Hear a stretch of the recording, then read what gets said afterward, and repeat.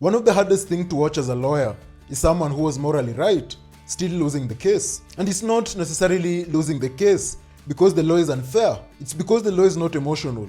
The law does not react emotionally the way human beings do. Here's what I've seen happen in practice. Every other day, your employee says steals stock from you. Say it's worth 100,000 Kenya shillings. You come to the office one day or you come to your shop one day and you realize there's some money missing. And you trace it back to it having been stolen by your employee.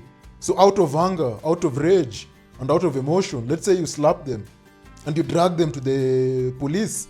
And when they're at the cops, you somehow manage to force them to refund these stolen funds or these missing funds from their personal M-Pesa or their bank account. And this money is returned to you, possibly out of coercion or something along those lines. Then because you're still so enraged and still mad at the employee, you decide to fire them the same day. You terminate their employment services henceforth and you release them from their employment duties and they become jobless. To you, that sounds like justice. To any other person who is watching this from afar, a neutral lay person who watches this and might not be familiar with the intricate details of the law might think, the employer is justified. This is someone who has stolen from you. Why should you keep them still as your employee? He was right. Even as much as he might slap them and maybe it was in the heat of the moment and it could be justified, the law doesn't look at it that way, unfortunately, or fortunately. To the court, or in the eyes of the law, you are now the aggressor and not the victim. You are now facing assault charges because under the penal code, but the very act of you slapping your employee is deemed as an assault. And the employee has every right to press charges against you for slapping them. And possibly the very act of you dragging them to the police. Possibly it was forced, it was not voluntarily done. It might have some legal implications under the penal code. You could also possibly face breach of privacy and dignity. The very act of looking through your employees' phones details without proper authorization. And the very act of you forcing them to refund monies to you without a conclusive investigation having been done, you could possibly open yourself up to a breach of privacy and dignity. You could also find yourself facing an unlawful dismissal claim or an unlawful termination claim before the employment courts because you dismissed or terminated the employee's contract of employment without conducting a lawful disciplinary process. Yes, even if someone has stolen from you, employment law still requires that you take them through a disciplinary process. That's what the rules of natural justice require.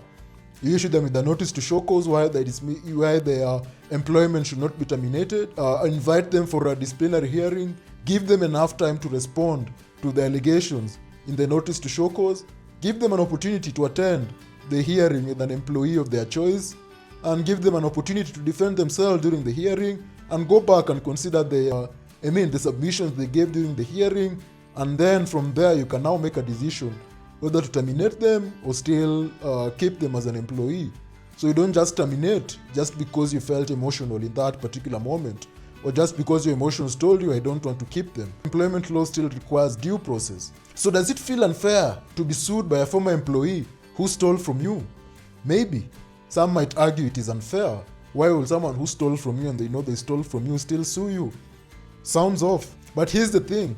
The law doesn't care how you felt in that particular moment.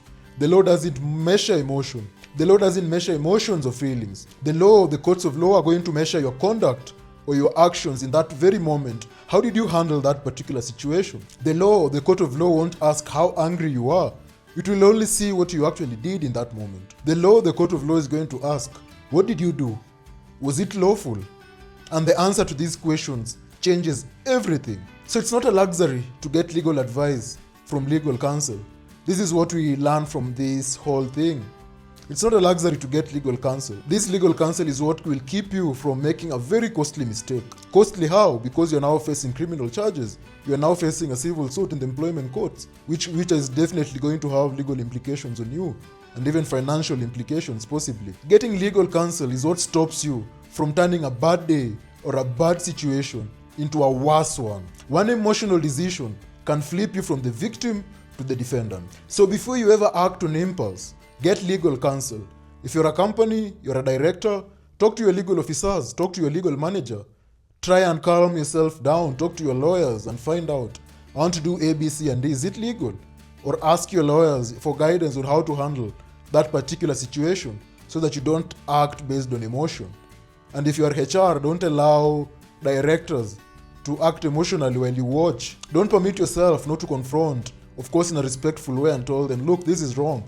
If you do this, there are going to be legal ramifications, which you might not like. I've seen it too many times. HR enforcing termination decisions just because the pressure from above, maybe from the directors or something, to terminate an employee because of something the directors deem to be wrong, and they don't care about due process. They don't care about due process. They just tell you, terminate this employee. We don't want to see him here. The law is cold. You don't get to be reckless. You have to be smarter.